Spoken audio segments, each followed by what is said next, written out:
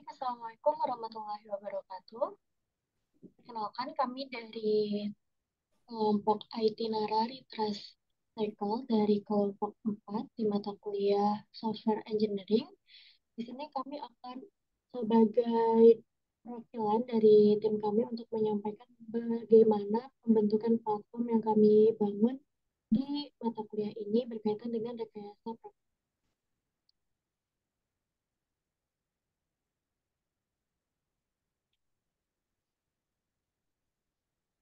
Oke, Em, sebelumnya kita bahas terlebih dahulu mengenai pokok ide dari platform ini.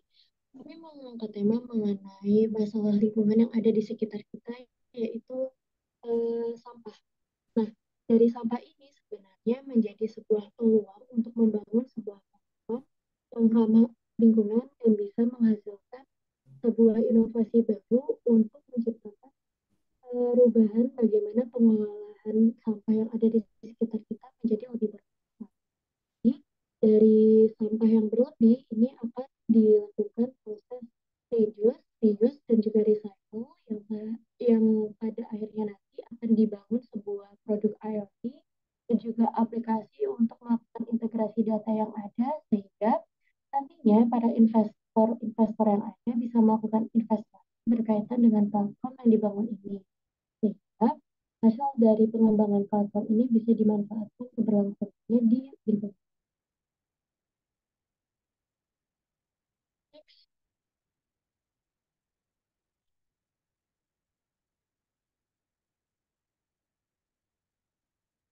Kemudian, jika kita melihat permasalahan mengenai sampah sendiri, di sini sudah pernah dibahas sebelumnya dalam penelitian di daerah Sleman, Yogyakarta berkaitan dengan pola-pola ataupun keberadaan dari pemulung yang ada di wilayah Kabupaten Sleman di Yogyakarta. Di sini bisa kita lihat bahwa kategori pemulung di kabupaten ini paling banyak adalah ada yang membeli sampah dari sumber, kemudian ada yang mengambil sampah dari sumber, ada pemulung di jalan atau fasilitas umum, kemudian ada juga membeli dan mengambil sampah dari sumber, dan mengambil sampah dari sumber dan pemulung di jalanan ataupun di fasilitas umum.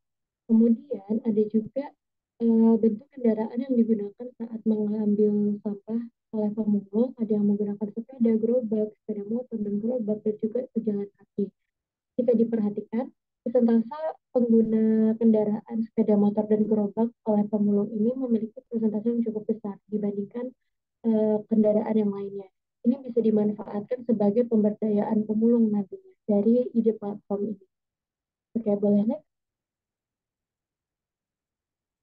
Kemudian jika diperhatikan juga, ternyata pendapatan dari hasil memulung itu lumayan cukup tinggi, yaitu 500 sampai 1 juta per bulannya. Ini untuk yang berkaitan hanya dengan pengambilan sampah ya. Jadi seandainya ide ini terus dikembangkan, otomatis pendapatan pula juga tetap mengalami peningkatan. Ada faktor lainnya juga bisa di next.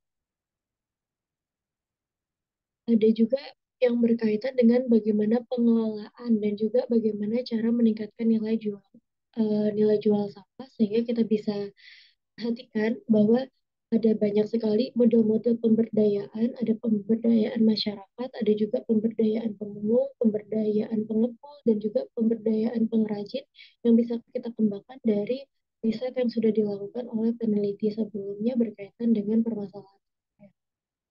Oke.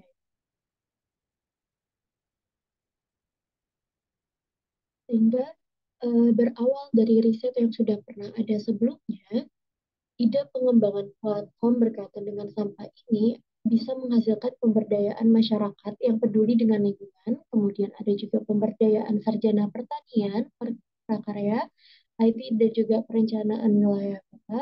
Kemudian juga ada pemberdayaan rumah pengrajin daur ulang sampah, ada juga pemberdayaan bank sampah sebagai tempat pengumpul sampah atau penampung sampah yang ada. Kemudian ada pemberdayaan pemulung, yang dimana nanti tipe pemulung ini akan diklasifikasikan menjadi tipe modern dan juga tipe tradisional. Kemudian ada terbentuk sehingga nanti menjadi forum diskusi tentang keberlangsungan lingkungan sehat dan juga regulasi implementasi regulasi mengenai sampah.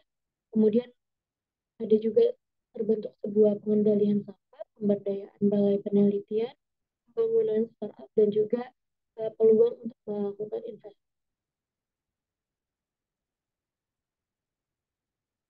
Untuk user platform dari Itinerary Trace Cycle ini yang pertama adalah customer dari bank sampah. Ada tiga tipe dari customer. Yang pertama yaitu tradisional, yang dimana tipe ini adalah pemulung-pemulung yang masih secara manual. Kemudian pemulung tipe 2 ini yang termasuk dalam kelas modern, yang dimana pemulung ini bisa dikategorikan sebagai kita, sebagai user yang menggunakan aplikasi.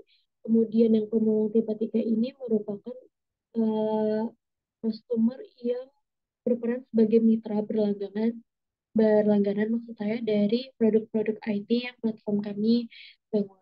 Kemudian ada admin, di mana nanti admin ini bisa melakukan pengelolaan sistem aplikasi bank sampah, kemudian mengelola sistem produk IT, dan juga admin ini nantinya dibagi secara terpisah setiap aplikasi dan juga produk IoT-nya. Kemudian ada bagian surveyor, di mana berperan sebagai memantau, memperbaiki sistem bank sampah, baik dari aplikasi, investasi maupun di bagian marketplace-nya. Kemudian juga melakukan pemantauan dan memperbaiki sistem produk IoT, kemudian melakukan uh, maintenance terhadap seluruh produk secara terpisah, baik dari aplikasi maupun di produk IoT yang dipesan oleh mitra. Kemudian ada industri pengelolaan sampah. Nah, ini sebagai rumah produksi pengelola sampah organik ataupun anorganik, kemudian mengelola sampah menjadi produk bernilai jual seperti pupuk ataupun kerajinan, dan juga sebagai supplier pupuk di marketplace. Kemudian ada driver, yang dimana driver ini akan berperan sebagai membantu pemulung tipe 2 mengantarkan sampah ke bank sampah. Kemudian ada juga investor sebagai pemilik dana untuk pengembangan produk IoT dan juga aplikasi dari platform. Untuk kompetitornya, di sini kelompok kami menyandingkan dengan Bank Sampah ID dan juga Bank Sampah Online terpadu, di mana model dari integrasi kompetitor kami itu memiliki kesamaan. Jadi hampir serupa dengan kompetitor, sehingga pemantauan, pengelolaan, dan pemanfaatan informasi dapat digunakan dengan baik. Kemudian perbedaannya terletak di bagian pengembangan dan pemanfaatan big data dan juga IoT. Kemudian juga ada bidang keilmuan artificial intelligence untuk membuat produk seperti smart grid, smart city dalam pengelolaan sampah. Jadi kami menawarkan juga produk-produk yang berbasis IoT untuk pengendalian sampah bagi mitra. Nanti mitra bisa berlangganan dan memanfaatkan produk kami untuk melakukan pengelolaan sampah secara lebih baik lagi. Kemudian pengelolaan akhir sampah ini pada platform kami dapat dijadikan sebagai bahan untuk biogas atau kerajinan tangan, tapi lebih diarahkan untuk pembentukan biogas ataupun bahan bakar yang nantinya akan menjadikan energi baru, yaitu energi listrik yang bisa dimanfaatkan hasilnya di kehidupan menjadi lebih ramah lingkungan.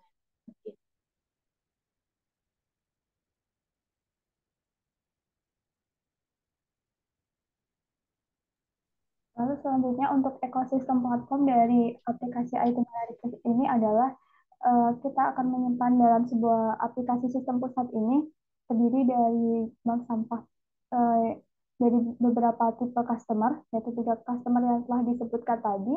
Lalu juga ada data-data dari sensor atau IoT dan juga aplikasi Smart Bin. Dan semua data itu nanti akan tersimpan ke dalam sebuah database.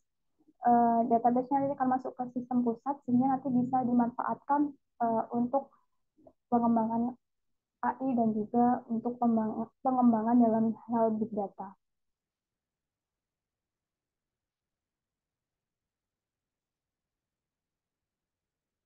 Lalu untuk bank sampah ini sendiri, untuk customer-nya nanti akan dibagi menjadi tiga tipe customer. Yang pertama adalah customer tipe pertama, yaitu untuk mengambil, mencari, mengumpulkan, memilah sampah menjadi organik dan anorganik. Lalu bisa menyerahkan sampah ke TPA, bisa menyerahkan sampah ke bank sampah. Jadi nanti jika diserahkan ke bank sampah, maka proses sampah nanti akan menggunakan mesin sampah hitung modern dan mendapatkan cuan penjualan. Sedangkan nanti untuk customer tipe 2 ini untuk mengumpulkan pemilah sampah plastik atau anorganik, bisa hanya menyerahkan sampah saja atau juga diangkut oleh driver, dan ini juga bisa mengantarkan sampah ke bank sampah. Lalu untuk customer tipe 3 ini ada mitra perusahaan, kedai makan, industri perusahaan.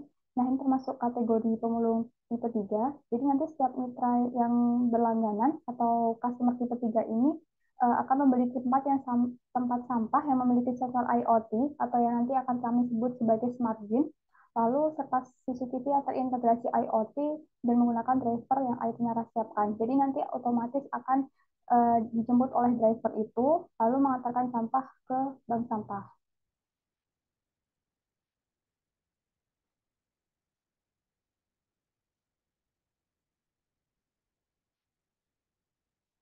Lalu yang driver berperan dalam penjemputan sampah untuk customer tipe 2. Jadi nanti untuk peranan drivernya adalah untuk mengambil atau mengantarkan sampah milik pemulung tipe 2 ke bank sampah.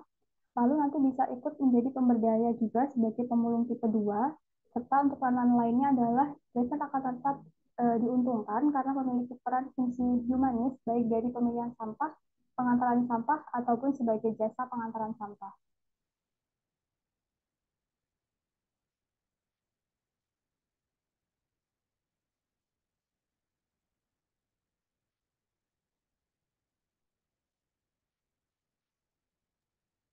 Kemudian untuk investor, jadi eh, dia adalah bagian yang sebagai pemilik dana untuk pengembangan produk IoT dan juga aplikasi.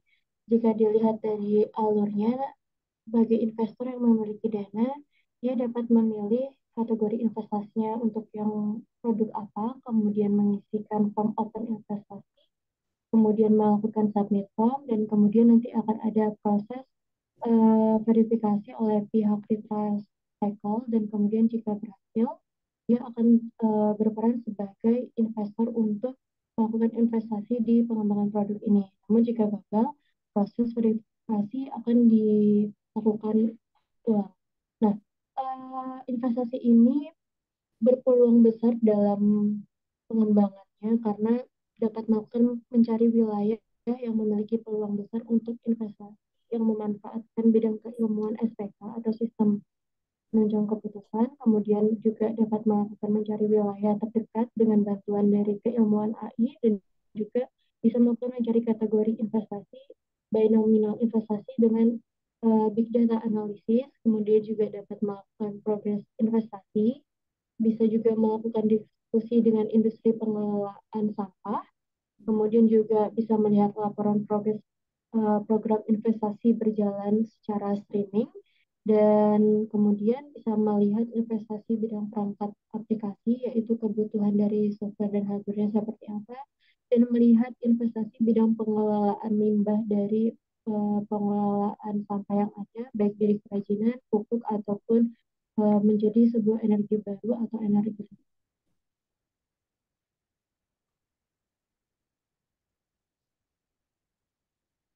Industri pengelolaan sampah organik di sini tentunya memiliki peranan penting juga ya, karena kalau diperhatikan dari pengolahan sampah organik ini bisa dikembangkan menjadi biogas, yang dimana biogas ini memiliki nilai jual yang lebih tinggi daripada pengelolaan sampah organik lainnya seperti pupuk.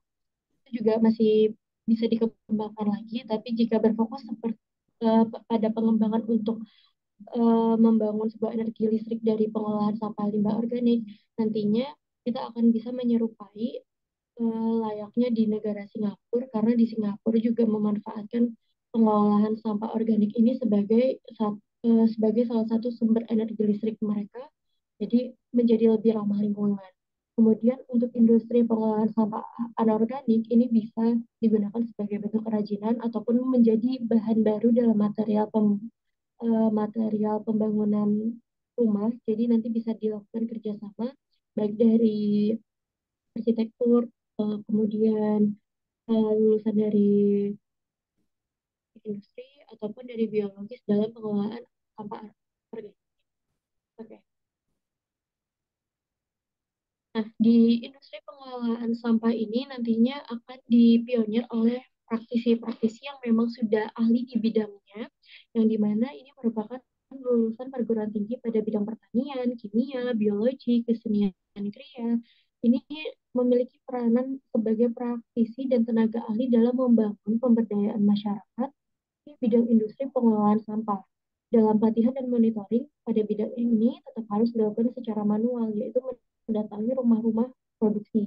Sedangkan monitoringnya bisa dilakukan melalui aplikasi yang nantinya praktisi akan mendapatkan poin sebagai instruktur dari investor, sedangkan anggota lainnya dapat mengambil keuntungan dari penjualan melalui marketplace. Jadi kalau diperhatikan, pengelolaan sampah ini sebenarnya memiliki prospek yang cukup luas dan menguntungkan di berbagai pihak.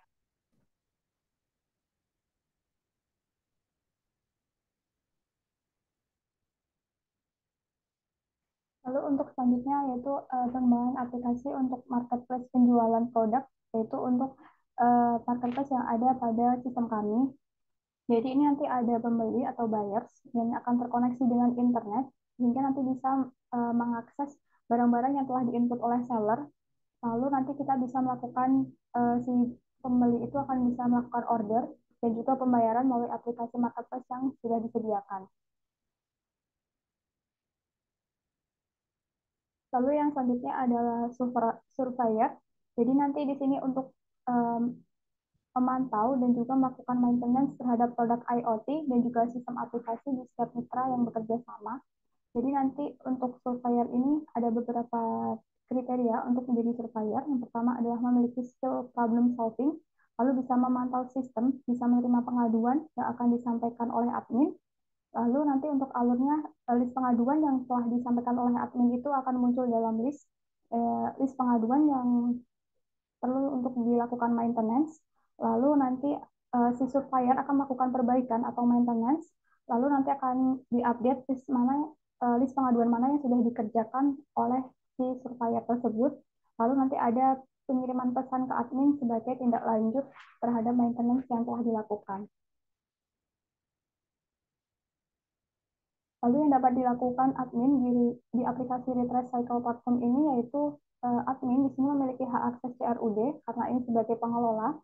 Lalu nanti di sistem ini bisa mengelola sistem input data untuk user manual atau nanti user tidak dengan aplikasi mobile, lalu menerima pengaduan-pengaduan dari user atau mitra, lalu menyampaikan pengaduan tersebut kepada surveyor dan juga bisa membuat laporan dari platform ini.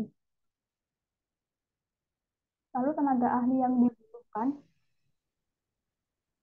Berkaitan dengan tenaga ahli yang dibutuhkan di sini cukup banyak karena mengingat untuk pengelolaan sampah ini tidak bisa dilakukan oleh hanya satu bidang keilmuan saja, sehingga di sini yang dibutuhkan adalah ahli manajemen sebagai manajer dalam pembangunan platform, kemudian ahli teknologi komputer dalam rancangan program ataupun developer program, kemudian ada ahli kimia sebagai ilmuwan yang mempelajari kondisi sampah di TPA, apakah bisa diproduksi untuk membuat energi baru seperti energi listrik dalam pengelolaannya. Kemudian ada ahli teknik industri sebagai perancang, pengembang, dan juga penguji dalam melakukan evaluasi sistem yang terintegrasi untuk mengelola proses produksi industri, termasuk perjaman usia, kontrol kualitas, perlengkapan, arus logistik, dan bahan, serta analisa biaya dan juga koordinasi produksi. Kemudian ahli marketing di sini akan berperan sebagai orang yang menjualkan produk perusahaan kepada konsumen sehingga perusahaan mendapatkan keuntungan dari setiap produk yang terjual. Ada juga ahli dari bidang lingkungan yaitu sarjana perencanaan wilayah kota dan juga dinas lingkungan yang nantinya sebagai konsultan terhadap perubahan-perubahan apa saja yang terjadi di lingkungan akibat adanya sampah yang berlebih sehingga nanti bisa dilakukan pengelolaan lingkungan menjadi lebih baik. Kemudian ada juga ahli hukum sebagai konsultan pembuatan regulasi mengenai pencemaran, produksi sampah berlebih dan juga keamanan regulasi dari platform yang akan dibangun. Kemudian ada juga praktisi pertanian di sini sebagai pioner untuk setiap rumah industri pengelolaan sampah organik menjadi pupuk dan pionir juga untuk industri pengolahan sampah anorganik menjadi produk kerajinan atau produk.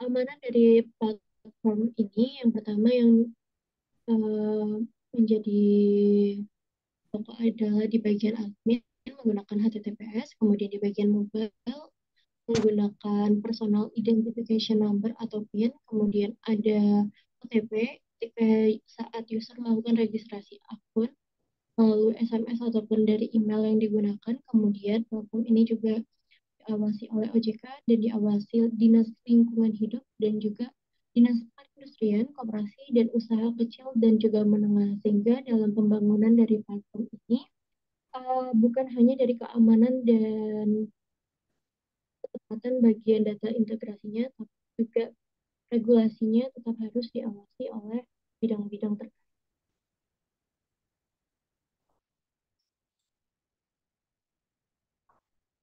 Lalu selanjutnya adalah penerapan artificial intelligence dalam sistem yang telah kami buat, yaitu pada bidang platform marketplace, di mana nanti si user atau calon pembeli akan mencari produk di marketplace, lalu data pencarian tersebut akan otomatis tersimpan ke dalam database.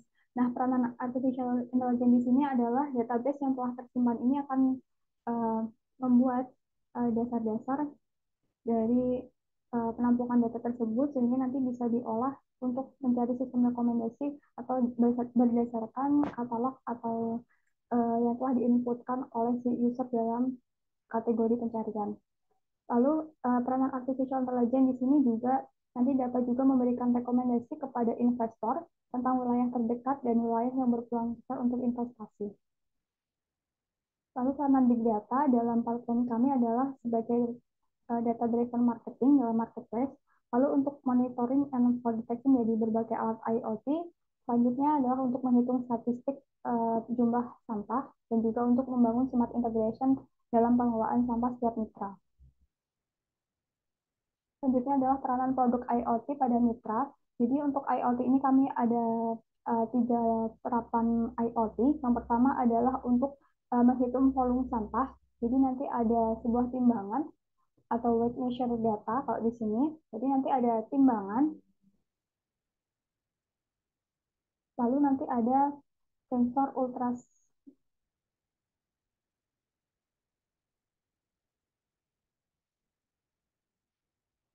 nanti ada sensor ultrasonic data.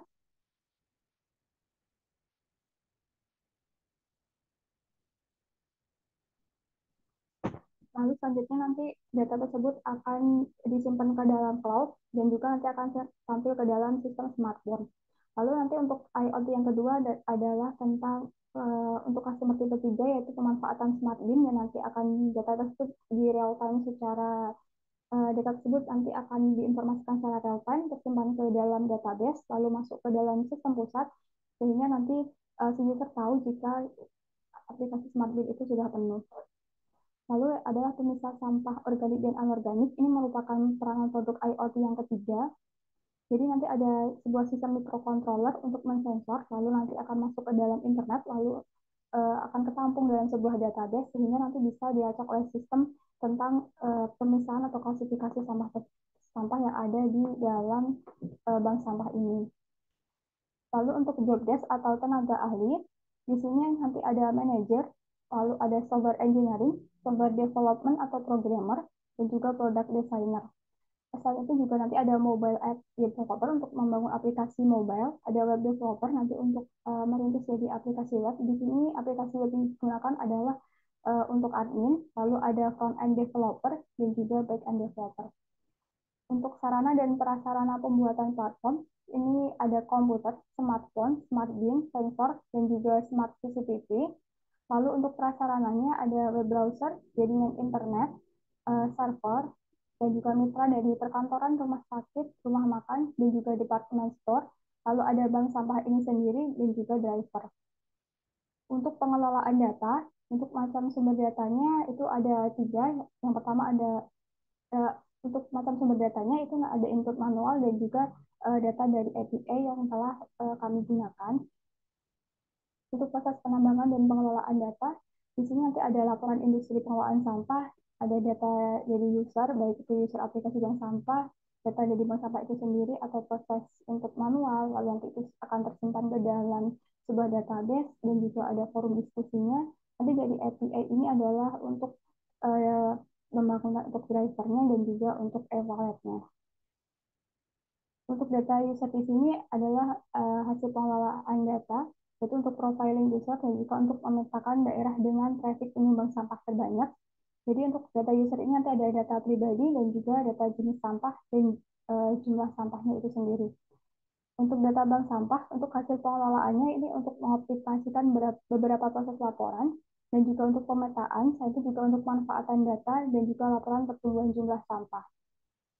Untuk data mitra, hasil ini akan menganalisis segmen pasar untuk mengolah materi pemasaran, mengetahui tingkat jual sampah, dan juga mengetahui jenis sampah yang paling banyak dihasilkan.